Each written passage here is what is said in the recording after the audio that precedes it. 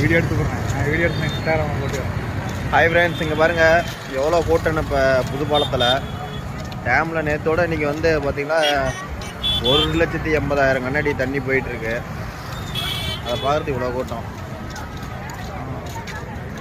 பாருங்கள். டேமு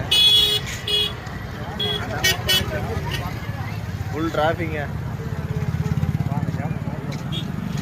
அக்கா அக்கா அக்கா